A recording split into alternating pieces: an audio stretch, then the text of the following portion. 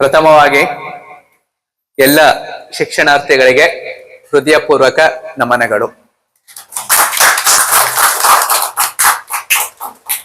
ಈ ದಿನ ಅತ್ಯಂತ ಉತ್ತಮವಾಗಿ ಪ್ರಾರ್ಥನೆ ಮತ್ತು ನಿರೂಪಣೆಯನ್ನ ಮಾಡಿರ್ತಕ್ಕಂತಹ ಮಾತೃಶ್ರೀ ಸಮಾನರಾಗಿರ್ತಕ್ಕಂತಹ ಸಹೋದರಿಯರಿಗೆ ಹೃದಯಪೂರ್ವಕ ಅಭಿನಂದನೆಗಳು.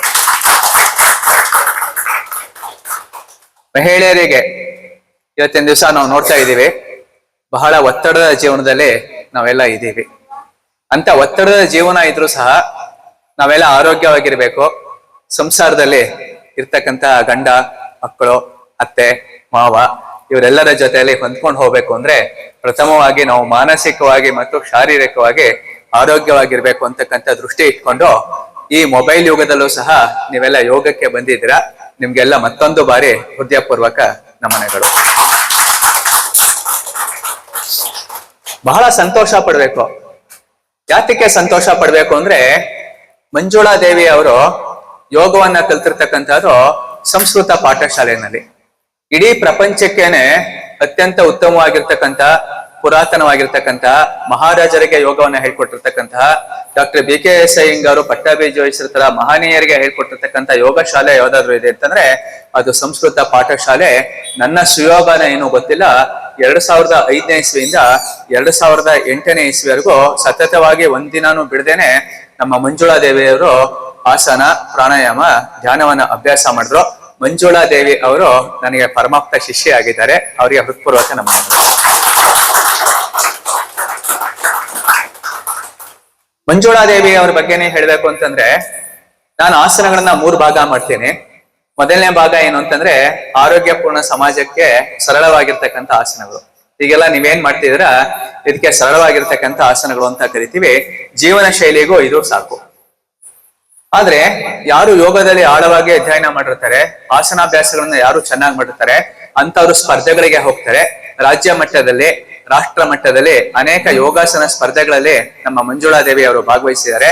ಅದಲ್ದೇನೆ ರಾಜ್ಯ ಮಟ್ಟದಲ್ಲಿ ಬೆಂಗಳೂರಲ್ಲಿ, ಮೈಸೂರಲ್ಲಿ ನಡೀತಕ್ಕಂತಹ ಎಲ್ಲ ಯೋಗಾಸನ ಸ್ಪರ್ಧೆಗಳಲ್ಲಿ ತೀರ್ಪುಗಾರರಾಗೂ ಸಹ ಕೆಲಸ ಮಾಡಿದ್ದಾರೆ. ಹಾಗಾಗಿ ಮಂಜುಳಾ ದೇವಿ ಅವರಂತಹ ಉತ್ತಮ ಗುರುಗಳು ಇಲ್ಲಿರ್ತಕ್ಕಂಥ ಮಹಿಳೆಯರಿಗೆ, ಶ್ರೀರಾಮ್ಪುರದಲ್ಲಿ ಇರ್ತಕ್ಕಂಥ ಮಹಿಳೆಯರಿಗೆ ಸಿಕ್ಕಿರೋದು ಒಂದು ಸುಕೃತದ ಫಲ ಅಂತ ಹೇಳೋದಕ್ಕೆ ಇಷ್ಟಪಡ್ತೀನಿ. ನೋಡಿ, ಯೋಗಾಸನ ಪ್ರಾಣಾಯಾಮ ಧ್ಯಾನ ಇದನ್ನ ಮಾಡೋದ್ರ ಜೊತೆನಲ್ಲಿ ಇವತ್ತಿನ ದಿವಸ ನಮ್ಗೆ ಉತ್ತಮವಾಗಿರ್ತಕ್ಕಂಥ ಮಾರ್ಗದರ್ಶಕರು ಸಹ ಬೇಕು. ಅಂತ ಮಾರ್ಗದರ್ಶಕರು ಯಾರಿದ್ದಾರೆ ಮೈಸೂರಲ್ಲಿ ಅಂತ ನಾವೇನಾದ್ರು ಅವಲೋಕನ ಮಾಡಿದ್ರೆ, ನನಗಿಂತ ಒಂದು 8 ವರ್ಷ ವಯಸ್ಸಲ್ಲಿ ಚಿಕ್ಕವರು ಯಾರು ನಮ್ಮ ಮುಕುಂದನ್ ಗುರೂಜಿ ಅವರು. ಮುಕುಂದನ್ ಗುರೂಜಿ ಅವರು ಎಲ್ಲ ವರ್ಗದ ಜನಕ್ಕೆ ಅತ್ಯಂತ ಉತ್ತಮವಾಗಿರ್ತಕ್ಕಂಥ ವ್ಯಕ್ತಿತ್ವ ವಿಕಾಸನ, ನಮ್ಮ ಪಾರಂಪರಿಕವಾಗಿರ್ತಕ್ಕಂಥ ಮಹಾಭಾರತ ರಾಮಾಯಣ ಕಥೆಗಳು, ಆದಿಶಂಕರಾಚಾರ್ಯ, ರಾಮಾನುಜಾಚಾರ್ಯ, ಮಧ್ವಾಚಾರ್ಯ ಆಚಾರ್ಯರ ಬಗ್ಗೆ ಬರೆದಿರ್ತಕ್ಕಂಥ ಗ್ರಂಥಗಳ ಬಗ್ಗೆ ಉಲ್ಲೇಖ ಮಾಡ್ತಕ್ಕಂಥದ್ದು, ಸರ್ವಜ್ಞನ ವಚನಗಳನ್ನ ಹೇಳ್ತಕ್ಕಂಥದ್ದು, ಹೀಗೆ ಮಂಕುತಿಮ್ಮನ ಕಗ್ಗ, ಹೀಗೆ ಹಲವಾರು ಸಂದೇಶಗಳನ್ನ ಪ್ರಸ್ತುತ ಜನರಿಗೆ ಕೊಡ್ತಕ್ಕಂಥ ಸಂದೇಶವನ್ನ ಆಡಿಯೋ ಮೂಲಕನೂ ಹಾಕ್ತಾರೆ, ಆನ್ಲೈನ್ ಮೂಲಕನೂ ತರಗತಿನ ತಗೋತಾರೆ. ಉತ್ತಮವಾಗಿರ್ತಕ್ಕಂಥ ಎಲ್ಲೆಲ್ಲಿ ಕರೀತಾರೆ ವೇದಿಕೆಗಳಿಗೆ ಅಲ್ಲೆಲ್ಲ ಬಂದು ಉತ್ತಮವಾಗಿರ್ತಕ್ಕಂಥ ಮಾರ್ಗದರ್ಶನವನ್ನ ಕೊಡ್ತಾರೆ. ಅಂತ ಒಬ್ಬ ಉತ್ತಮ ಗುರುಗಳು, ಒಬ್ಬ ಸ್ವಾತಂತ್ರ್ಯ ಯೋಧರ ಮಕ್ಕಳು ಸಹ ಹೌದು. ಅವರು ಸಿಕ್ಕಿರೋದು ನಮ್ಮ ಪುಣ್ಯ ಅಂತ ಹೇಳ್ತೇನೆ. ಅವ್ರಿಗೂ ಸಹ ಅಭಿನಂದನೆಗಳನ್ನ ಸಲ್ಲಿಸ್ತೇನೆ. ನೋಡಿ, ಎಷ್ಟೋ ಜನ ಮನೆಗಳನ್ನ ಕಟ್ತಾರೆ. ಯಾತಕ್ಕೆ ಕಟ್ತಾರೆ? ಬಾಡಿಗೆಗಳು ಬರ್ಲಿ, ತಮ್ಮ ಸಂಸಾರ ಚೆನ್ನಾಗಿರ್ಲಿ, ತಾವು ಸುಖಕರವಾಗಿರ್ಬೇಕು ಅಂತ ಕಟ್ತಾರೆ. ಎಲ್ಲೋ ಒಬ್ಬೊಬ್ಬರು ಮಾತ್ರ ಪ್ರಪಂಚದಲ್ಲಿ ಇರ್ತಕ್ಕಂಥ ವಾತಾವರಣ ಚೆನ್ನಾಗಿರ್ಬೇಕು, ಅಲ್ಲಿರ್ತಕ್ಕಂಥವೆಲ್ಲ ಆರೋಗ್ಯಪೂರ್ಣವಾಗಿರ್ತಕ್ಕಂಥ ಸಮಾಜ ಆಗಿರ್ಬೇಕು. ಹಲವಾರು ಜನ ನಮ್ಮ ಮನೆಗೆ ಬಂದು ಆಯ್ತೆ ಇಲ್ಲಿ ಒಂದು ಭಕ್ತಿಯಿಂದ ಯೋಗಾಭ್ಯಾಸವನ್ನ ಮಾಡ್ಬೇಕು ಅಂತ ದೃಷ್ಟಿ ಇಟ್ಕೊಂಡಿರ್ತಕ್ಕಂಥವ್ರು ಬಹಳ ಅಪರೂಪ. ಆತರ ಒಂದು ದೂರದೃಷ್ಟಿಯನ್ನ ಇಟ್ಕೊಂಡಿರ್ತಕ್ಕಂಥ ಸಮಾಜ ಸೇವಕಿ ಲೀಲಾವತಿ ಅವರು ನಮ್ಮ ಜೊತೆಗಿದ್ದಾರೆ. ಅವರು ನಿಮ್ಮೆಲ್ಲರಿಗೂ ಸಹ ಈ ಒಂದು ಕಟ್ಟಡವನ್ನ ಕೊಟ್ಟಿದ್ದಾರೆ, ಮಹಿಳೆಯರಿಗೆ ಕೊಟ್ಟಿದ್ದಾರೆ. ಅದು ನಾವು ಬಹಳ ಸಂತೋಷ ಪಡಬೇಕಾಗಿರ್ತಕ್ಕಂಥ ವಿಷಯ. ಹಾಗಾಗಿ ಲೀಲಾವತಿ ಅವರೇ, ನಿಮ್ಗೆ ಹೃದಯಪೂರ್ವಕವಾಗಿರ್ತಕ್ಕಂಥ ನಮನಗಳು. ನೋಡಿ, ಬೆಳಗ್ಗೆ ಎದ್ದು ನಾವೆಲ್ಲ ಪ್ರಾರಂಭ ಮಾಡೋದೇ ಮೊಬೈಲ್ ನಿಂದ ಪ್ರಾರಂಭ ಮಾಡ್ತಾ ಇದೀವಿ ಜೀವನವನ್ನ. ಇದ್ರ ಜೊತೆನಲ್ಲಿ ಮಹಿಳೆಯರು ಮೊಬೈಲ್ಗಳನ್ನ ನೋಡೋದ್ರ ಜೊತೆನಲ್ಲಿ ಮಕ್ಕಳುಗಳಿಗೆ ತಿಂಡಿ ರೆಡಿ ಮಾಡ್ಬೇಕು, ಗಂಡನಿಗೆ ಬೇಕಾಗಿರ್ತಕ್ಕಂಥ ಉಪಹಾರವನ್ನ ಮಾಡ್ಬೇಕು, ಅವರನ್ನ ಮೆಚ್ಚಿಸ್ಬೇಕು, ಅತ್ತೆ ಮಾವನ್ನ ಮೆಚ್ಚಿಸ್ಬೇಕು. ಇಷ್ಟು ಸಾಲದು ಅಂತ ಅವ್ರು ಹೊರಗಡೆನೂ ದುಡಿಯೋದಕ್ಕೆ ಹೋಗ್ಬೇಕು ಅಂತ ಒಂದು ಪರಿಸ್ಥಿತಿಯನ್ನು ನಾವಿದ್ದೀವಿ. ಮನೆಯಲ್ಲೇನೆ ಇದ್ರೆ ಅವ್ರಿಗೆ ಸಾಕಷ್ಟು ಇನ್ನೂ ಒತ್ತಡಗಳು ಜಾಸ್ತಿ ಇರ್ತೇವೆ ಕಡಿಮೆ ಇರೋದಿಲ್ಲ. ಬಟ್ಟೆ ಒಗಿತಕ್ಕಂಥದ್ದು ಎಲ್ಲ ಕೆಲಸಗಳು, ಮನೆ ಕೆಲಸ ಮಾಡ್ಲೇಬೇಕು ಮಹಿಳೆಯರು, ಇದು ನಮ್ಮ ಭಾರತೀಯ ಸಂಸ್ಕೃತಿ. ಅಂತದೆಲ್ಲ ಇದ್ರೂ ಸಹ ನೀವು ಆರೋಗ್ಯಪೂರ್ಣವಾಗಿರ್ಬೇಕು ಅಂತ ಪ್ರತಿನಿತ್ಯ 1 ಗಂಟೆಯಲ್ಲಿ ಆಸನಾಭ್ಯಾಸಕ್ಕೆ ಯಾತಕ್ಕೆ ಬರ್ತಿದ್ದೀರಾ ಅಂತಂದ್ರೆ, ನಿಮ್ಮ ಶಾರೀರಿಕ ಶಕ್ತಿ ಮತ್ತು ಮಾನಸಿಕ ಶಕ್ತಿನ ನೀವು ಅಭಿವೃದ್ಧಿ ಮಾಡ್ಕೊಳ್ಬೇಕು ಅಂತ ಬರ್ತಾ ಇದ್ದೀರಾ. ನಿಮ್ಮೆಲ್ಲರಿಗೂ ಮತ್ತೊಂದು ಬಾರಿ ಹೃದಯಪೂರ್ವಕ ನಮನಗಳು. ನೋಡಿ, ಇಲ್ಲಿ ಬರ್ತಾ ಇರ್ತಕ್ಕಂಥವರಲ್ಲಿ ಸಾಮಾನ್ಯವಾಗಿ 90% ಜನಕ್ಕೆ ಏನಾಗಿದೆ ಗೊತ್ತಾ, ಮದುವೆ ಆಗಿದೆ, ಮಕ್ಕಳುಗಳಿದ್ದಾರೆ. ನಿಮ್ಮ ಮಗಳಿಗೆ ಬಹಳ ಅವಶ್ಯಕ, ಯಾವುದು ಬಹಳ ಅವಶ್ಯಕ ಗೊತ್ತಾ? ಯೋಗಾಸನ, ಜಾಗಿಂಗ್, ವಾಕಿಂಗ್, ಸ್ಕಿಪ್ಪಿಂಗ್. ನಮ್ಮ ಮಂಜುಳಾ ದೇವಿ ಅವರು ಅದನ್ನು ಸಹ ಮಾಡಿಸಿದ್ದಾರೆ ಯೋಗದ ಜೊತೆನಲ್ಲಿ. ಮನಸ್ಸಿಗೆ ಶಾಂತಿ ಕೊಡ್ಬೇಕು ಅಂತ ಉತ್ತಮವಾಗಿರ್ತಕ್ಕಂಥ ಪ್ರೇಯರು ಸಹ ಹೇಳ್ತಾ ಇದ್ದಾರೆ. ಇಷ್ಟೆಲ್ಲ ನಾವು ಬಹಳ ಸತ್ಯವಂತರಾಗಿದ್ದು, ಜೀವನದಲ್ಲಿ ಕ್ರಮಬದ್ಧವಾಗಿದ್ದು, ಯೋಗಾಸನಗಳನ್ನ ಮಾಡ್ಕೊಂಡು, ಸರಿಯಾದ ಸಮಯಕ್ಕೆ ಎದ್ದು, ಸರಿಯಾದ ಸಮಯಕ್ಕೆ ಮಲಕೊಂಡು, ಸರಿಯಾದ ಸಮಯಕ್ಕೆ ಮನೆಗಳ ಕೆಲಸಗಳನ್ನ ಮಾಡ್ಕೊಂಡು, ಸರಿಯಾಗಿರ್ತಕ್ಕಂಥ ಸಮಯಕ್ಕೆ ಹೊರಗಡೆನೂ ನಾವು ದುಡ್ಕೊಂಡ್ ಬಂದ್ರು ಸಹ ಆಯ್ತೆ, ನಮ್ಮಲ್ಲಿ ಏನಾಗುತ್ತೆ ಅಂತಂದ್ರೆ, ನಮ್ಮ ಸುತ್ತಮುತ್ತ ಇರ್ತಕ್ಕಂಥವ್ರು, ಮನೆಯವರು ಇರ್ಬೋದು, ವಾತಾವರಣದಲ್ಲಿ ಇರ್ಬೋದು, ಅನೇಕ ಗೊಂದಲಗಳನ್ನ ಸೃಷ್ಟಿ ಮಾಡ್ತಾರೆ. ಅಂದ್ರೆ ನಮ್ಮ ಮೇಲೆ ಕೋಪಿಸ್ಕೋತಾರೆ, ನಾವೇನೇ ಮಾಡೋರು ತಪ್ಪು ಮಾಡ್ತಾ ಇದೀವಿ ಅಂತ ಹೇಳ್ತಾರೆ, ಬೆರಳನ್ನ ನೀನ್ ಮಾಡ್ತಿರೋದು ಸರಿ ಇಲ್ಲ ಅಂತ ಹೇಳ್ತಾರೆ. ಇದೆಲ್ಲ ನಡೀತಾ ಇರೋದು ನಾವು ನೋಡ್ತಾ ಇದೀವಿ. ಆಯ್ತೆ, ಗಂಡಂಗೆ ಹೆಂಡತಿ, ಹೆಂಡತಿಗೆ ಗಂಡ, ಮಕ್ಕಳುಗಳು ನಿನ್ಗೇನ್ ಮಹಾ ಗೊತ್ತು ಅಂತಾರೆ. ಇಡೀ ಪ್ರಪಂಚ ಯೋಗದ ಗುರುಗಳು ಅಂತ ಅನ್ಕೋತಾರೆ. ಆದ್ರೆ ಅವ್ರ ಮನೆಯವರು ಇವ್ರಿಗೇನು ಗೊತ್ತಿಲ್ಲ ಅಂತಾರೆ. ಇಡೀ ಪ್ರಪಂಚಕ್ಕೆ ಮಾರ್ಗದರ್ಶಕರಾಗಿರ್ತಾರೆ, ಆದ್ರೂ ಸಹ ಮನೆಯವರು ಏನ್ ಕಾಡ್ತಾನೆ ಅಂದ್ರೆ ಇವ್ರಿಗೇನು ಗೊತ್ತಿಲ್ಲ ಅಂತಾರೆ. ಅಂದ್ರೆ ನಾವುಗಳೆಲ್ಲ ಎಲ್ಲರ ಮನೆಯಲ್ಲೂ ಇರ್ತಕ್ಕಂಥ ಸಮಸ್ಯೆನೆ. ಮನೆಯಲ್ಲಿ ವಿರೋಧಗಳನ್ನ ವ್ಯಕ್ತಪಡಿಸತಕ್ಕಂಥದ್ದು ಎಲ್ಲರ ಮನೆಯಲ್ಲಿ ಇರ್ತಕ್ಕಂಥ ಸಮಸ್ಯೆನೆ. ಹಾಗಾಗಿ ಒಂದು ಚಿಕ್ಕ ಕಥೆನ ಹೇಳಿ ನನ್ನ ಮಾತನ್ನ ಮುಗಿಸ್ತೇನೆ. ಪ್ರಸ್ತುತ ಸಮಾಜಕ್ಕೆ ಅವಶ್ಯಕವಾಗಿರ್ತಕ್ಕಂಥ ಒಂದು ಕಥೆ ಇದು. ಒಂದು ಸಲ ಒಬ್ಬ ಜಡ್ಜ್ ಹತ್ರಕ್ಕೆ, ನ್ಯಾಯಾಧೀಶ ಹತ್ರಕ್ಕೆ ಒಬ್ಬ ಮಹಿಳೆ ಬರ್ತಾಳೆ. ಅವ್ರಿಗೆ ಮಕ್ಕಳಿರ್ತಾರೆ, ಮೊಮ್ಮಕ್ಕಳಿರ್ತಾರೆ, ಗಂಡ ಇರ್ತಾರೆ, ಅತ್ತೆ ಮಾವ ಎಲ್ಲರೂ ಇರ್ತಾರೆ. ಅವಳು ಬಂದು ಏನ್ ಕೇಳ್ತಾಳೆ ಗೊತ್ತೇ ಜಡ್ಜ್ಗೆ? ದಯವಿಟ್ಟು ನನಗೆ ಡೈವರ್ಸ್ ಕೊಟ್ಬಿಡಿ, ಏನ್ ಮಾಡಿ ವಿಚ್ಛೇದನವನ್ನ ಕೊಡಿ ಅಂತ ಕೇಳ್ತಾರೆ. ಯಾರು? ಮಹಿಳೆ.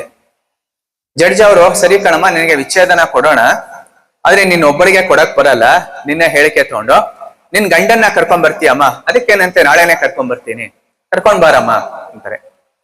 ಜಡ್ಜ್ ಕೇಳ್ತಾರೆ ಗಂಡನ್ನ, ನೋಡಪ್ಪ ನಿನ್ ಹೆಂಡತಿ ವಿಚ್ಛೇದನ ಕೇಳ್ತಾರೆ, ನಿನಗೆ ವಿಚ್ಛೇದನ ಏನಾದ್ರು ಬೇಕೇನಪ್ಪ ಅಂತ ಕೇಳ್ತಾರೆ. ಇಲ್ಲ ನನ್ನ ಹೆಂಡತಿ ತುಂಬಾ ಒಳ್ಳೆಯವಳು, ಅವಳಿಂದ ನನಗೆ ವಿಚ್ಛೇದನ ಬೇಡ, ಇವಳಿಂದ ವಿಚ್ಛೇದನ ತಗೊಂಬಿಟ್ರೆ ನಾನು ಯಾರ ಜೊತೆಲಿ ಬಾಳೋದಿಕ್ಕಾಗತ್ತೆ, ಹಾಗಾಗಿ ದಯವಿಟ್ಟು ನಮಗೆ ವಿಚ್ಛೇದನ ಕೊಡ್ಬೇಡಿ, ದಯವಿಟ್ಟು ಇವ್ರ ಜೊತೆಲಿ ಹೊಂದ್ಕೊಂಡು ಹೋಗೋದಿಕ್ಕೆ ಅವಕಾಶ ಮಾಡ್ಕೊಡಿ ಅಂತ ಕೇಳ್ತಾರೆ. ಗಂಡ ಹೇಳ್ತಕ್ಕಂಥ ಮಾತು ಪತ್ನಿ ಬಗ್ಗೆ. ಪತ್ನಿ ಕೇಳ್ತಿರೋದು ವಿಚ್ಛೇದನ. ಪತ್ನಿನ ಕೇಳ್ತಾರೆ, ಅಲ್ಲ ಕಣಮ್ಮ, ನಿನ್ ಗಂಡ ಈ ತರ ಹೇಳ್ತಿದಾರೆ, ನಿನ್ ಗಂಡ ಸರಿ ಇಲ್ವಮ್ಮ? ಅವರು ಏನಾದ್ರು ಕುಡಿತಾರ? ಇಲ್ಲ. ಇಸ್ಪೀಟ್ ಆಡ್ತಾರ? ಇಲ್ಲ.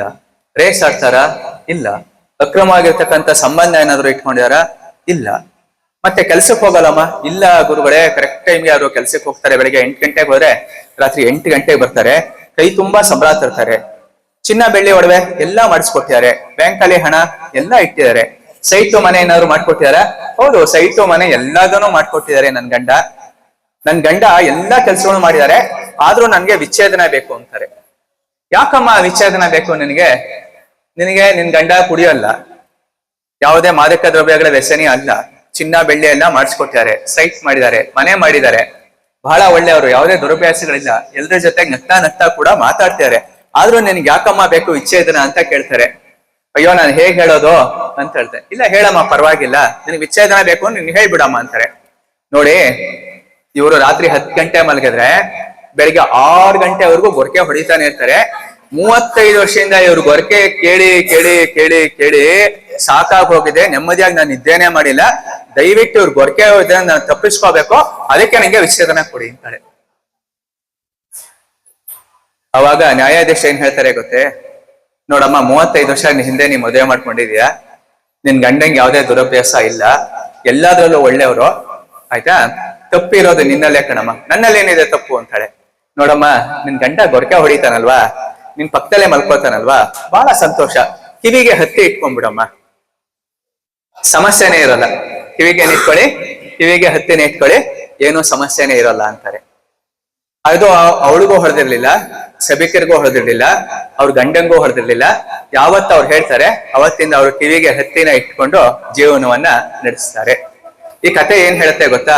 ನಮ್ ಸುತ್ತಮುತ್ತ ನಮ್ಮ ಮಕ್ಳಿರ್ಬೋದು, ನಮ್ಮ ಅತ್ತೆ ಮಾವಂದಿರ್ಬೋದು, ಸುತ್ತಮುತ್ತ ಇರ್ತಕ್ಕಂಥ ಕಚೇರಿಯಲ್ಲಿ ಕೆಲಸ ಮಾಡ್ತಕ್ಕಂಥವ್ರು ಇರ್ಬೋದು, ನೆಂಟ್ರು ಇಷ್ಟ ಇರ್ಬೋದು, ಯಾರೇನೇ ಮಾತಾಡ್ಲಿ, ನಾವು ಒಳ್ಳೆಯವರಾಗಿದ್ದು ಅದಕ್ಕೆ ಸೂಕ್ತವಾಗಿರ್ತಕ್ಕಂಥ ಪರಿಹಾರ ಏನಿದೆ ಅದನ್ನ ನಾವು ಉತ್ತಮ ಗುರುಗಳ ಮೂಲಕ ತಗೊಂಡು, ಅದು ಭಗವದ್ಗೀತೆಯಲ್ಲಿ ಶ್ರೀಕೃಷ್ಣ ಹೇಗೆ ಇಡೀ ಪ್ರಪಂಚ ಇರ್ತಕ್ಕಂಥ ಎಲ್ಲಾ ಕಷ್ಟವನ್ನ ಸರಿ ಮಾಡ್ಕೊಂಡು ಧರ್ಮದ ಸಂಸ್ಥಾಪನೆಯನ್ನ ಮಾಡ್ದ, ಹಾಗೆ ನಾವು ಸಹ ಧರ್ಮದ ಸಂಸ್ಥಾಪನೆಯನ್ನ ಮಾಡಿ ಎಲ್ಲರ ಜೊತೆಗೆ ಹೊಂದ್ಕೊಂಡು ಹೋಗ್ತಕ್ಕಂಥದ್ದು ಏಕೈಕ ಕಾವ್ಯ ಯಾವುದು ಗೊತ್ತೆ? ಅದು ಭಗವದ್ಗೀತೆ. ಅಂತ ಭಗವದ್ಗೀತೆ ಬಗ್ಗೆ ಉತ್ತಮವಾಗಿರ್ತಕ್ಕಂಥ ಪ್ರವಚನ ಕೊಡ್ತಕ್ಕಂಥ ಗುರುಗಳು ಯಾರು ಗೊತ್ತೆ? ನಮ್ಮ ಮುಕುಂದನ್ ಗುರೂಜಿಯವರು. ಮುಕುಂದನ್ ಗುರೂಜಿಯವರೇ, ನಿಮಗೂ ಹೃದಯಪೂರ್ವಕ ಆಗಿರ್ತಕ್ಕಂಥ ನಮಸ್ಕಾರಗಳು. ಎಲ್ಲರ ಜೊತೆಯಲ್ಲಿ ಸಕಾರಾತ್ಮಕವಾಗಿ ಸತ್ಯವನ್ನ ಹೇಳಿ, ಸಕಾರಾತ್ಮಕವಾಗಿ ಏನೇ ತಪ್ಪು ಮಾಡೋ ಅದಕ್ಕೆ ಪರಿಹಾರ ಕಂಡು ಹಿಡ್ಕೊಳ್ಳಿ, ಹೊಂದ್ಕೊಂಡು ಹೋಗಿ. ಸಮಾಜದಲ್ಲಿ ಎಲ್ಲಾ ವರ್ಗದ ಜನರ ಜೊತೆಲಿ ಏನ್ ಮಾಡಿ ಹೊಂದ್ಕೊಂಡು ಹೊರಟೋಗಿ, ಸತ್ಯ ಮಾರ್ಗದಲ್ಲಿ ನಡೀರಿ, ಧರ್ಮ ಮಾರ್ಗದಲ್ಲಿ ನಡೀರಿ, ನೀತಿ ಮಾರ್ಗದಲ್ಲಿ ನಡೀರಿ, ನಿಮ್ಮ ಶಾರೀರಿಕ ಮತ್ತು ಮಾನಸಿಕ ಆರೋಗ್ಯವನ್ನ ಕಾಪಾಡ್ಕೊಳ್ಳಿ ಅಂತ ಹೇಳ್ತಾ ನನ್ನ 2 ಮಾತುಗಳನ್ನ ಮುಗಿಸ್ತೇನೆ. ಹರಿ ಓಂ. ನಿಮ್ಮೆಲ್ಲರಿಗೂ ಶುಭ ವಂದನೆಗಳು, ಶುಭ ಸಂಜೆ.